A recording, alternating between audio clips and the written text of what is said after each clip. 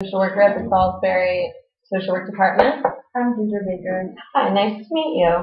Before we get started on talking about why you came in here today, I first have to go over some papers for you to fill out. At any point in time, you can stop me if you have any questions and ask them.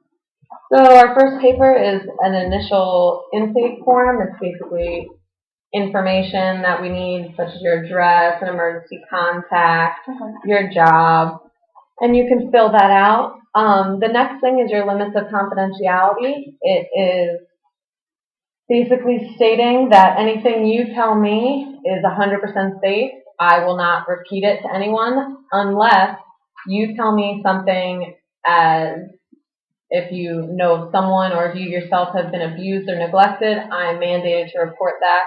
Also, if you feel like you are going to harm yourself or having intentions of harming others, I need to report that too. Those are the only limits of confidentiality we have. Other than that, anything you tell me is 100% safe and I will not repeat it to anyone.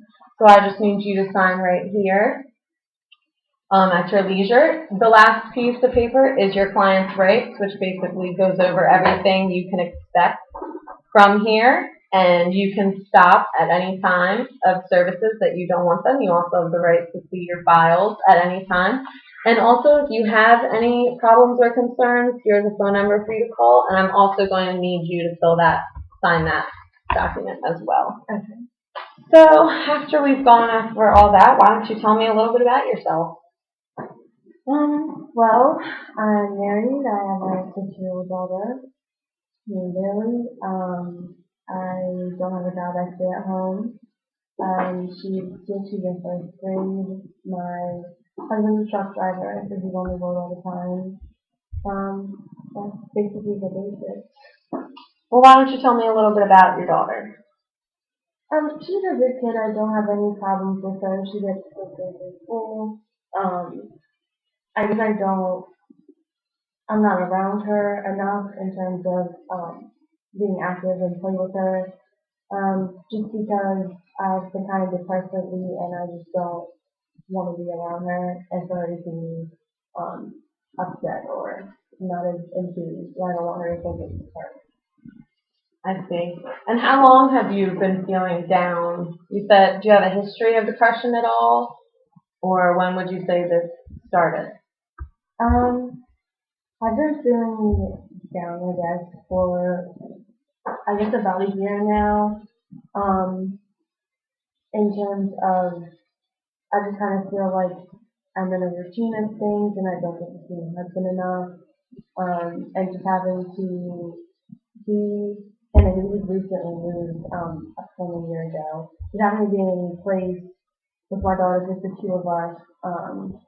And then he's on the road all the time. I don't really know people here, so I guess just all the stresses of that kind of weighed down. And the only history that I can think of would be when my father passed away when I was in high school. And they put me on antidepressants for that for a little bit, and then I went to counseling here and there. And I gradually just stopped going and got off of everything. It was fine. I've been fine. Just I guess I can recently. I see. Do you have any coping strategies that you have tried to maybe make yourself feel better?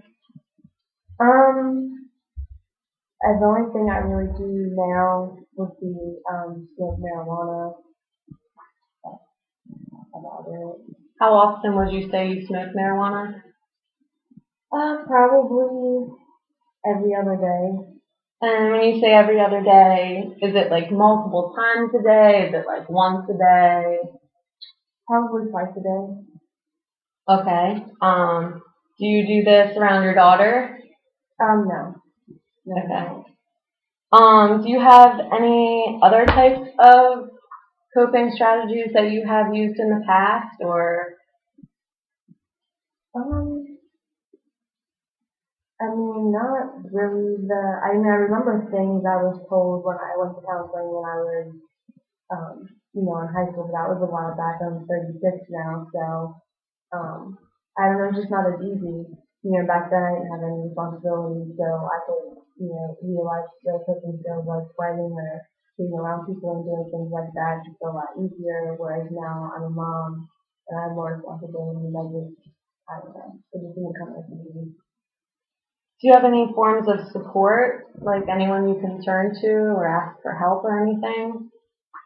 I'm really close with my aunt, from my dad's side. We were always close, but when he passed away, we became a lot closer. And, but she was back home, and now since we moved, I'm not as close here. So, What about anyone that lives near you? Do you know anyone that is around you that maybe you could make friends with? not here. Everything kind of back home for me. And obviously my neighbors aren't too fond of me, so I don't really have anyone around here, but I guess I haven't actively tried to find anyone either. I see. Well, what is something you would like to see come out of our time together?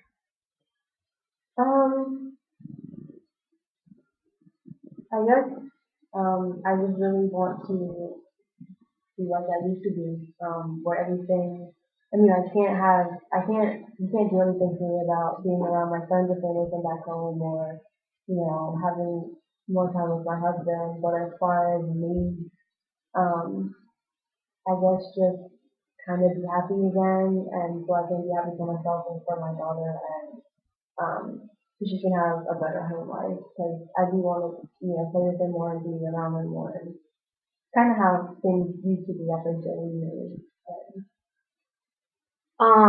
What is your employment situation? I currently don't have a job. I used to work at a pharmacy before we moved.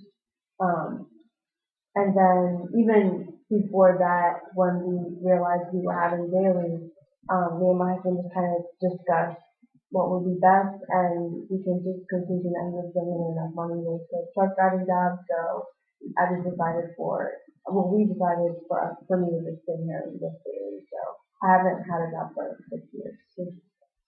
Is that something you would like to have, or are you comfortable as a stay-at-home mom?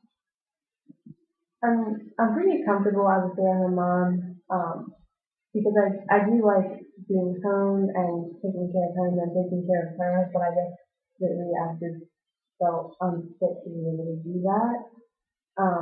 Not in terms of being able to take care of her, but really, I guess being a good stay-at-home mom like I used to be, I haven't been since. So, Have you noticed changes in Bailey? I haven't noticed any changes as far as any behavioral issues or anything like that. I do feel that she thinks something might be wrong, and I think that's what keeps me to myself more and not being around her as much as I used to be, just because I don't want her to ask questions and have to explain things and her think it's her fault, and so I just kind of try to stay away from it. Okay. Okay, well, our time is almost up, but I hear what you're saying, and I've learned a lot about you than I initially had. And I see that one of your goals that you would like to work on is learning more coping skills so that you can better become a parent. And also, next time we are going to delve into this further and find out some more things that can help you cope with your issues that you're having currently. So, in order for you to prepare for our next session, I would like you to think of some things that you yourself could possibly do, and maybe think of some more things that you would like to see that you could get out of your time with me. Okay. And I think that thinking of those things in our next session, talking about them, we can get a lot done. So I will see you next time. It was very nice meeting you. Thank you. Thank you.